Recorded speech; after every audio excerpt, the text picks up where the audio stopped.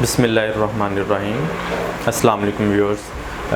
This is doctor Faqid Aslam, physiotherapist at Lahore medical complex and the heart hospital, Gulberg 3, Lahore.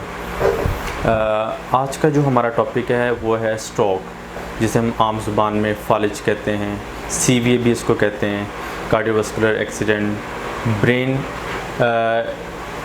Attack भी इसको बोला जाता है।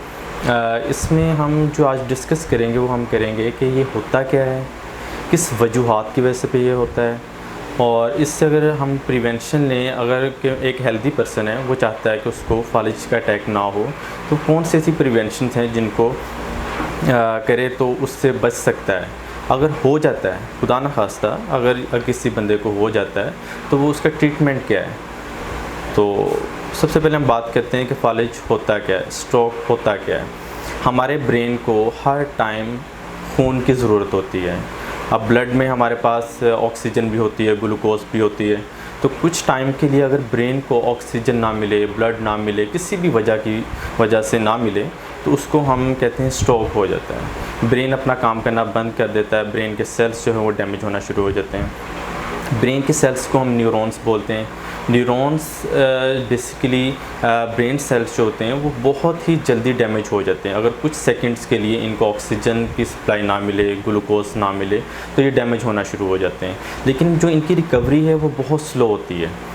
अब हम बात करते हैं कि ब्रेन को ब्लड सप्लाई किन वजूहात पे नहीं मिलती, कौन से ऐसे रीज़न्स हैं जिसकी वजह से ब्रेन को ब्लड सप्लाई कंप्रोमाइज़ होती है। तो इसमें कॉमन से जो दो वजूहात हैं, एक है इस्कीमिक और एक है हेमर्जिक। इस्कीमिक में हमारे पास ये आता है कि किसी भी वजह से कोई थ्रोम्बोसिस बन गया है या एम्बोलाई बन गया है, जिसकी वजह से ब्रेन को प्रॉपर ब्लड सप्लाई नहीं मिली। ब्रेन की जो आर्टरी है, किसी में क्लॉट आ गया है, उसकी वजह से ऑक्सीजन नहीं मिल रही, ब्लड सप्लाई पूरी नहीं मिल रही, तो उसकी वजह से भी स्ट्रोक हो जाता है। तो उसके अलावा जो मोस्ट कॉमन सेकंड चीज़ है वो है हेमर्जिक। हेमर्जिक का मतलब ये है कि ब्लड जो है वो लॉस होना शुरू हो जाता है, किसी भी वजह से लॉस होना शुरू हो जाता है। एन्यूरिज्म बन जाता है, मतलब कि आर्टरी रप्चर हो जाती है, जिसकी वजह से ब्रेन के अंदर जो है खून बहना शुरू हो जाता है।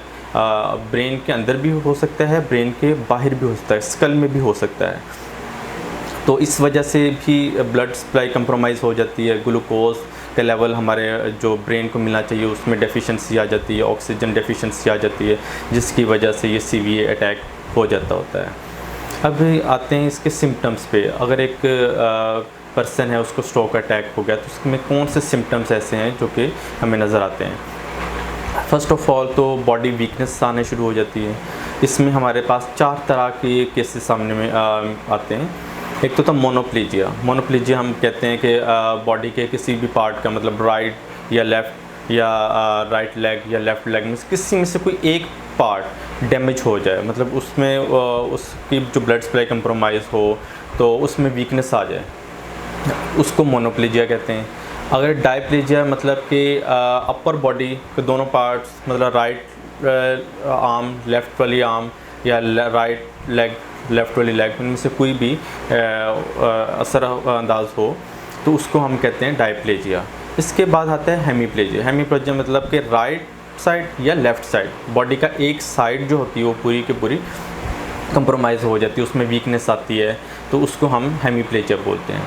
इसके बाद हमारे पास आता है क्वाड्रिप्लेजिया। क्वाड्रिप्लेजिया आता है कि हमारे बॉडी के चारों लिम्स, अपर लिम्स भी दोनों इन्वॉल्व होते हैं और लोअर लिम्स भी दोनों इन्वॉल्व हो जाते हैं।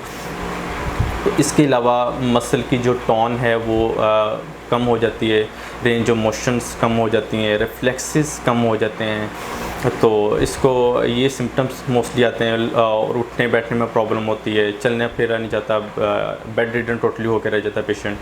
तो अगर किसी पेशेंट को ये कोई चाहता है कि हमें ना हो, क्योंकि हर बंदा ही ये चाहता है, मैं भी चाहता हूँ, आप सब भी यही चाहते हैं कि हम इससे बच सकें, तो प्रिवेंशन में हमारे पास जो है हमें अपना ब्लड प्रेशर कंट्रोल करना चाहिए।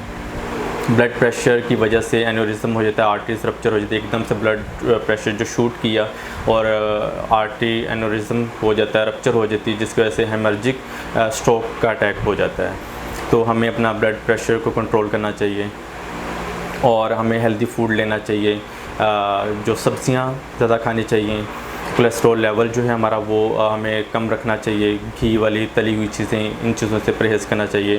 फ़ास्ट फूड कम खाना चाहिए, जिसकी वजह से हम, और वॉक सबसे ज़्यादा वॉक करनी चाहिए, जिसकी वजह से हमारी बॉडी में कोलेस्ट्रॉल लेवल भी कम रहता है। हमारे फ़ैट डिपोजिशन भी कम होना शुरू होती है। अगर फ़ैट हो भी तो वो भी जो है बर्न होना शुरू हो जाती है, जिसकी वजह से बहुत से चांसेस होते हैं कि हमें सीवीएस से बचा जा सकता है। अगर फिर भी खुदा न खास्ता किसी भी वजह से हमें स्ट्रोक का अटैक हो गया है, तो इसका ट्रीटमेंट ये होता है कि first of all first 3 hours में एक इंजेक्शन होता है टीपीए, जिसको बोलते हैं टिश्यू प्लाज्मिनोजन एक्टिवेटर, जो कि न्यूरोलॉजिस्ट लगाते हैं।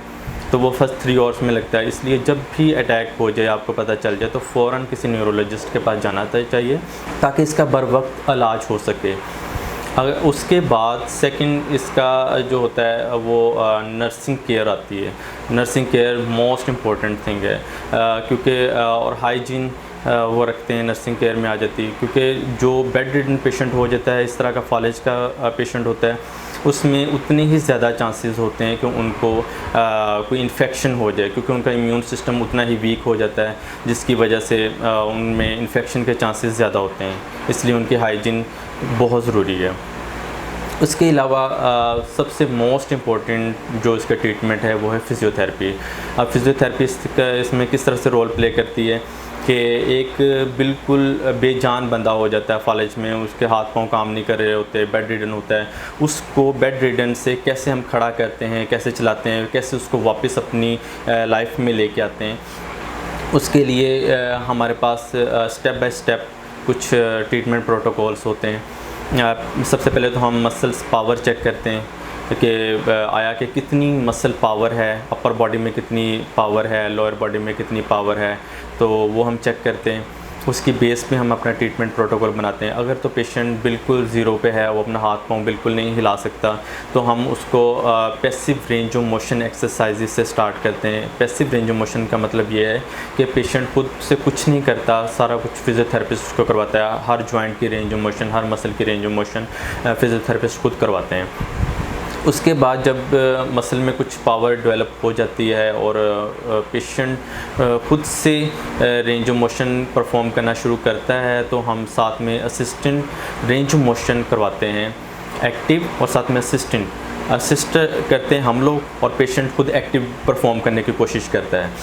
इसके बाद जब पेशेंट इस काबिल हो जाता है कि वो खुद से परफॉर्म कर सकता है, तो हम उसको एक्टिव की तरफ लेके आते हैं। मतलब पेशेंट से खुद सारा कुछ परफॉर्म करवाते हैं। साथ साथ हम पेशेंट को बेड मोबिलिटी एक्सरसाइज करवाते हैं कि बेड पे कैसे उसने खुद करवट लेनी है, कैसे उठ के बैठना है, bed to chair, chair to bed कैसे उसने मूव करना है, बेड से वॉशरूम तक कैसे जाना है, वापस कैसे आना है, चलना कैसे, वो हम साथ साथ गाइड करते हैं। जब एक्टिव खुद परफॉर्म करना शुरू कर देता है, तो उसके बाद लास्ट स्टेप हमारे पास होता है रेजिस्टेंस एक्सरसाइजेस। रेजिस्टिव एक्सरसाइजेस में हम जिस डायरेक्शन में पेशेंट एक्सरसाइज परफॉर्म करता है, उसके ऑपोजिट डायरेक्शन में हम रेजिस्टेंस अप्लाई करते हैं, ताकि मसल्स में पावर डेवलप हो, मसल्स की रेंज कंप्लीट हो। इससे ये होता है कि मसल्स की जब पावर इंक्रीज़ होती है, तो ऑटोमेटिकली पेशेंट जो होता है वो इंडिपेंडेंट हो जाता है। उस किसी किस्म का ख़तरा नहीं रहता है कि वो गिर जाएगा या कुछ भी होगा।